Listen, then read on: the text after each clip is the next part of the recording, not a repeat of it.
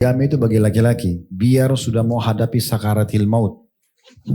Laki-laki sudah diranjang kematian, antum aja ngomong, Pak mau nikah nggak? Itu bisa sadar tuh. Selama ruhnya belum dicabut.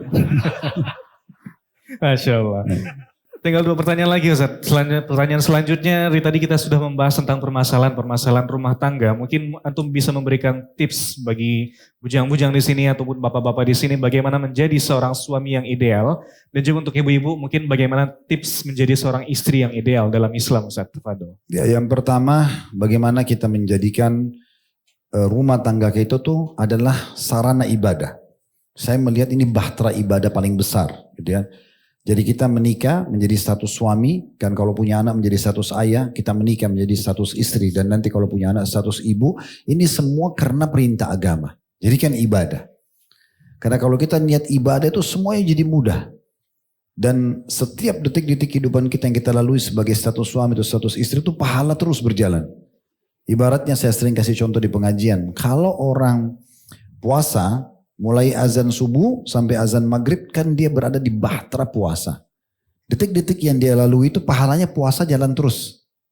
Walaupun dia duduk, walaupun dia ngobrol, walaupun dia jalan, tapi dia sedang berada di bahtera puasa kan. Nah rumah tangga itu mulai akad nikah sampai mereka bercerai. Atau sampai salah satunya meninggal. Ini terus berjalan pahalanya. Maka dia pahala yang sangat besar. Tapi syaratnya diniatkan ibadah. Diniatkan ibadah. Ini yang pertama. Yang kedua, fokus kepada kewajiban kita masing-masing. Kewajiban suami itu berkisar di poin-poin ini. Yang pertama itu muasyarah bil ma'ruf. Sebagaimana Allah mengatakan wa asyirhunna bil ma'ruf. Jadi gauli istri dengan cara yang santun. Santun ini banyak maknanya. Kalau Ibnu Abbas mengatakan radhiyallahu anhu adalah menggaulinya hubungan biologis dengan yang baik dan memuaskan. Kemudian ada juga yang membahasakan dengan tutur kata yang baik. Ya. Sebagaimana sabda Nabi SAW, akmalul mu'mina imanan ahsanum khuluqa. Orang mukmin yang paling sempurna iman, yang paling baik akhlaknya, wa khiyarukum li ahli. Dan tolok ukur akhlak yang baik adalah baiknya orang pada istrinya. Wa ana khiyarukum li ahli. Dan saya sebaik-baik orang yang bermuamalah dengan istrinya. Nah berarti di situ pegangannya, muasyarah bil ma'ruf. Nabi SAW mengingatkan, jangan memukul wajah, jangan menjelek-jelekkan. Ya. Jadi kita menjadi figur yang berbeda. Kata Umar radhiyallahu anhu, ini pernah kami sampaikan di kajian kita ini. Kami kalau di luar rumah kami seperti singa yang memantau mangsanya. Jihad, cari nafkah, pokoknya serius kerja dengan alam laki-laki kita. Begitu kami masuk ke rumah kami kembali seperti anak kecil. Saatnya bercanda, berbeda menjadi figur yang berbeda. Buat diri antum sebagai laki-laki yang dalam muasyarah bil ma'ruf, setiap kali kita keluar rumah, istri rindu kapan dikembali. Figur orang yang dirinduhi, orang yang santun, orang yang ramah, orang yang dermawan gitu ya. Bukan figur yang orang kalau begitu kita keluar, istri gembira banget. Karena ini preman rumah sudah keluar gitu ya. Yang pertama muasyarah bil ma'ruf. Dan kita bermuamalah yang santun baik sama istri itu pahala. Allah yang perintahkan dalam Al-Quran. Yang kedua fokus kepada nafkah. Nafkah pernah saya sampaikan berkisar 5 hal. Makanan, minuman, pakaian, tempat tinggal dan transportasi semampu kita. Apa yang antum makan, kasih istri antum juga makan. Apa yang antum minum sama juga. Antum berpakaian, dia juga berpakaian. Tempat tinggal di tempat yang kita tinggali juga. Nah seperti itu. Transportasi semampu kita. Kita bisa kontrak dulu. Kita bisa sewa mobil, kita sewa dulu misalnya. Kontrak rumah tadi maksudnya. Atau kita bisa beli bagus. Makin antum berikan fasilitas yang bagus, maka makin besar pahalanya. Ya, karena kata Nabi SAW, dinar yang kau keluarkan untuk keluargamu jauh lebih besar pahalanya setelah beliau bandingkan dengan dinar untuk jihad, dinar untuk fakir miskin, bebasin budak, maka dinar untuk keluarga jauh lebih besar faedahnya ya atau manfaatnya. Dan ini tidak boleh dibengkalikan karena kata Nabi SAW sungguh sangat berat dosa bagi orang yang memberikan nafkah atau kewajiban nafkahnya. Yang ketiga kebutuhan biologis. Jadi nikah itu definisinya al-wata' biologis. Jadi nggak ada pernikahan tanpa biologis. Makanya harus memberikan hak pasangan. Niat karena ingin memberikan hak pasangan. Makanya Imam Ahmad waktu ditanya seorang laki-laki. Kalau kami lagi tidak mood, lagi nggak nyaman gitu. Lagi mumet dengan pekerjaan, lagi nggak enak sama istri. Tapi istri ini kelihatannya dandan, mau terjadi interaksi biologis. Apa yang harus kami lakukan? Apa tetap kami dapat pahala? Kata Imam Ahmad, iya. Bila kamu niatkan untuk memberikan hak dia atau kamu niatkan untuk mendapatkan keturunan yang saleh. Tetap ini biologis.